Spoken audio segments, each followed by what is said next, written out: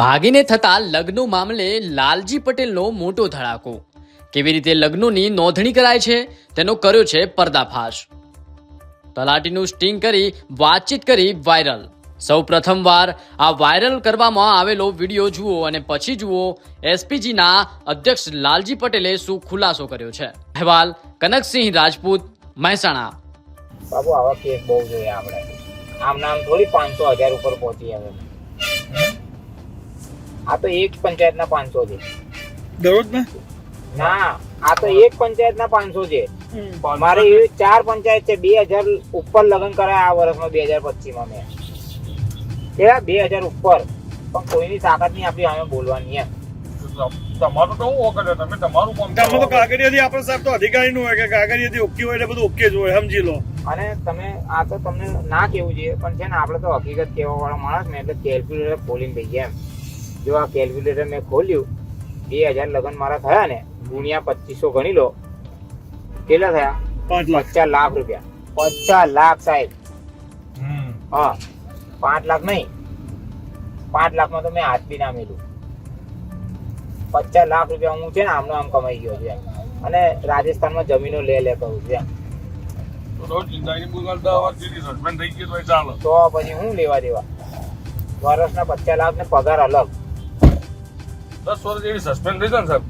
અરે મને તો કોઈ એક જણ સસ્પેન્ડ કર્યો તો મને, મેં તો હાઈકોર્ટમાં ગયો ને પાછો કેસ લડીને આવ્યો છું પાછો।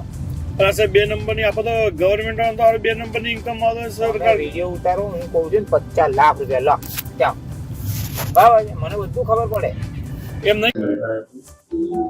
ઓકે, શું વિગતો મળી છે ભાગેડુ લગ્નમાં અને શું ખુલાસો આપ કરવા માંગો છો?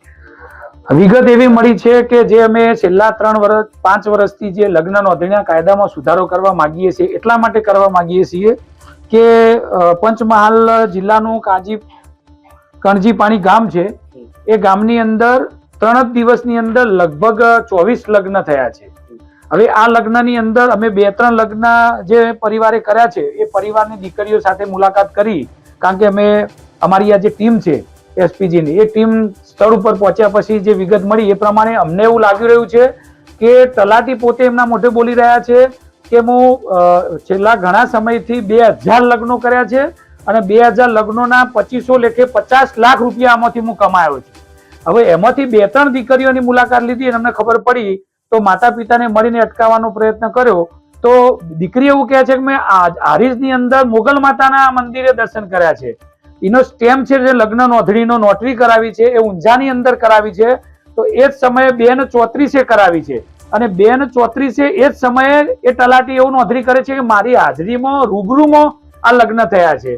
અને બેન પોતે જે દીકરી છે એ પોતે અમને સમક્ષ કહ્યું માતા પિતાની હાજરીમાં કે મેં સોગંદનામું કરીને આપું છું કે મેં તો હારીજની અંદર મુગલ માતાની અંદર લગ્ન કરાવે છે। તો અમારી અંદર જો આટલી વિગત આવી જતી હોય કે ફક્ત 3 દિવસની અંદર 22 લગ્ન થયા, એ પોતે તલાટી પોતે એવું કહેતા હોય કે મેં 2000 લગ્નો કરાવે છે થોડા સમયની અંદર, અને 5 ગામની તલાટીનો મારા જોડે ચાર્જ છે અને મેં 50 લાખ રૂપિયા કમાયો છું, એવો વિડીયો અમારી જોડે છે। તો સરકારશ્રીને હું કહેવા માંગુ છું કે અને નાયબ જે મુખ્યમંત્રી છે આપણા ગૃહમંત્રી, નાયબ મુખ્યમંત્રી ગૃહમંત્રી, કે હું તમારે કંઈ પણ ખોટું ગુજરાતની અંદર થતું હોય તો તમે અમે જાણ કરજો। તો આ તમારી સમક્ષ અમે જાણ કરીએ છીએ, તલાટી પોતે કહે છે હું 2000 લગ્ન કર્યા છે, તો કેટલા મા બાપની હાય તમે લેશો? આ મા બાપની હાય છે, આ યુવા દીકરીઓની હાય છે, અને સમાજના તમામ જ્ઞાતિની વાત કરીએ છીએ, કારણ કે આ એકલા પાટીદાર સમાજની વાત નથી, આમાં તમામ સમાજની દીકરીઓ કે જેમને આ લગ્ન કર્યા છે એમાં ખોટી રીતે કર્યા છે કે સાચી રીતે કર્યા છે, એમાંથી 2-3 લગ્ન તો અમે સાબિત કરીએ છીએ ખોટી રીતે કર્યા છે। તો મારે 2 હાથ જોડીને દાદા મુખ્યમંત્રી શ્રી, નાયબ મુખ્યમંત્રી અને ગૃહમંત્રીશ્રીને વિનંતી છે કે તમે જો ખરેખર આ દીકરીઓને બચાવવા માંગતા હોય, એનું ભવિષ્ય બચાવવા માંગતા હોય તો વહેલામાં વહેલી તકે આ કાયદો જે સુધારો કરવા અમે માંગીએ છીએ, અને કાયદાની અંદર અમે જે અમારી 5 માંગણીઓ છે એમાં વહેલામાં વહેલી તકે તમે સુધારો કરી દો, કારણ કે આ એસપીજીની એકલી માંગણી નથી ને કે લાલજી પટેલની માંગણી નથી, આ માંગણી તમામ માતા પિતાની માંગણી છે ને સર્વ સમાજના તમામ લોકોની માંગણી છે।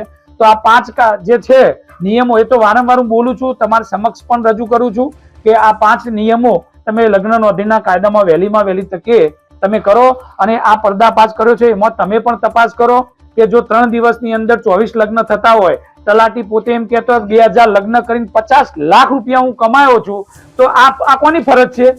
આ સરકારની ફરજ છે આ લગ્ન નોંધણીમાં કાયદામાં સુધારો કરવો. અને આવા તલાટીઓ, આ એક લગ્ન નથી, અમે તારીખ સાથે અમે કહીએ છીએ કે અમે કયા તારીખે અમે આ લગ્નોને માટે પ્રેસ કરી છે અને મુખ્યમંત્રીને પણ ક્યારે રજૂઆત કરી છે. તો તમે જોઈ શકો છો કે 28/12/2022 મુખ્યમંત્રી અને કાયદા મંત્રીને પત્ર લખ્યો હતો. અમે 5-10 અમે મીડિયા પ્રેસ કરીને બધી વિગતો જણાવી. નાના સમૂહ અને જે જગ્યાએ ખોટો લગ્ન થયો હતો આશરે 4000 આજુબાજુ, એ પણ પર્દાફાશ કર્યો હતો. રૂબરૂ સ્થળ મીડિયાની પણ મુલાકાત લીધી, અમે લીધી હતી. 10-10-23 અમે સર્વ સમાજની સુરતની અંદર સર્વ સમાજની તમામ જ્ઞાતિના આગેવાનોની મિટિંગ કરી હતી. એ વખતથી અમારી લડાઈ પૂરજોશમાં આખા ગુજરાતમાં ચાલે છે.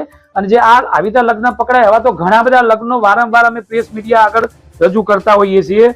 પછી 13/9/2023 CR પાટીલ એ વખતે જે પ્રદેશ પ્રમુખ હતા ભાજપના, એમને પણ પત્ર લખ્યો હતો. અને 23/7/23 આપણું SPG નું મહેસાણા ખાતે નુગર ખાતે જે પાટીદાર સ્નેહ મિલન હતું, એમાં મુખ્યમંત્રીશ્રી અને કાયદા મંત્રી રૂબરૂમાં એ બોલ્યા હતા કે જો લગ્ન નોંધણીના કાયદાની અંદર સુધારો થતો હશે દીકરીઓ બચાવવા માટે, મા બાપની લડાઈમાં અમે પણ સાથ સહકાર આપીશું.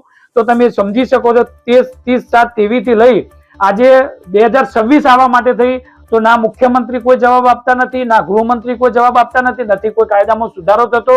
અને વારંવાર હજારો લાખો દીકરીઓનું ભવિષ્ય સાથે ચેડા થઈ રહ્યા છે.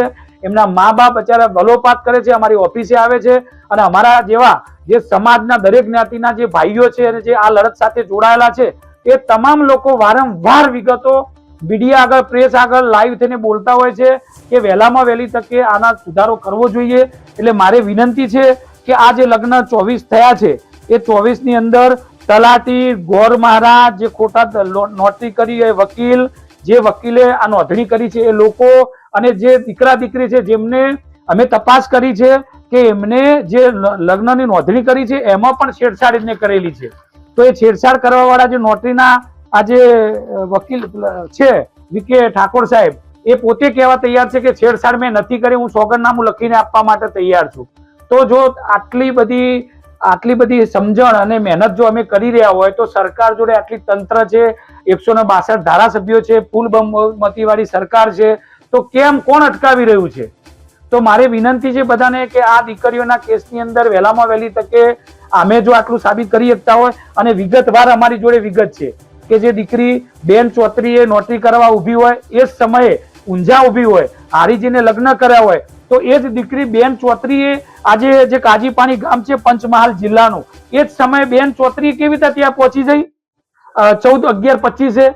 તો અહીંથી ઊંઝાથી લઈ અને કાજીપાણી ગામ છે પંચમહાલનું, ત્યાં જતા 350 કિલોમીટરથી વધારે કિલોમીટર છે. તો શું એ પ્રગટ થઈ ત્યાં? શું એવું યંત્ર આવી ગયું તે પહોંચી જાય લગ્ન કર્યા? અને તલાટી પોતે એવું કહે છે અમારી હાજરીમાં બંને વર વધુએ અમારી સમક્ષ લગ્ન કર્યા છે. અહીંયા નોટરી વાળો ભાઈ એવું લખીને આપે છે કે અમારી હાજરીમાં નોટરી થઈ છે. અને બેન જે દીકરી છે એ પોતે એવું કહે છે કે ભાઈ મારા લગ્ન તો હારીજની અંદર મારા મોગલ માતાના મંદિરને થયેલા છે. તો આ 3 જગ્યાએ એકી સાથે કેવી રીતે લગ્ન થયા? તો મારી વિનંતી છે કે વહેલામાં વહેલી તકે આની તપાસ કરવામાં આવે. એ નોટરી વાળો ભાઈ, એ તલાટી, એ ગોર મહારાજ, એ વકીલ, અને આ જે દીકરા દીકરીને કદાચ ખોટું સોગંદનામું કરીને છેડછાડ કરી હોય, આ તમામને કડકમાં કડક સજા થવી જોઈએ. અને ગુજરાત અને દેશની અંદર દાખલો બેહારવો જોઈએ. અને ગૃહમંત્રીએ પણ આ દાખલો બેહારવો જોઈએ કે ખોટા લગ્ન કર્યા, જેમ ગૃહમંત્રી વારંવાર બોલે છે કે ભાઈ કાયદો હાથમાં લેશો તો કાયદામાં રહેશો તો ફાયદામાં રહેશો. તો એમને પણ કહું છું કે કાયદાના વિરુદ્ધમાં જે પણ પ્રવૃત્તિ થઈ હોય, દીકરીઓનો પ્રશ્ન છે, અમારો કોઈ અંગત તે લેવા દેવા નથી. અને મીડિયાના બધા જ મિત્રોને કહું છું કે તમારે પણ દીકરીઓ હશે, મુખ્યમંત્રી હોય કે જે 162 ધારાસભ્યો છે, વિરોધ પક્ષમાં પણ જેટલા ધારાસભ્યો છે, એ બધાને પોતાની દીકરીઓ છે. તો દીકરીઓ માટેની લડાઈની અંદર બે હાથ જોડીને વિનંતી કરું છું કે કાયદો મજબૂત કરાવડાવો અને વહેલામાં વહેલી તકે આને ન્યાય મળે એવા પ્રયત્ન કરો. જય સરદાર, ભારત માતા કી જય. જય મા ઉમા ખોડલ. અમે તમને આપીશું પળેપળના સમાચાર. જો તમે અમારા નિર્ભય માર્ગ ન્યૂઝ ચેનલને સબસ્ક્રાઇબ કર્યું નથી તો અત્યારે જ નીચે આપેલા આઇકોન બટન પર ક્લિક કરીને સબસ્ક્રાઇબ કરો અને શેર કરવાનું ભૂલશો નહીં.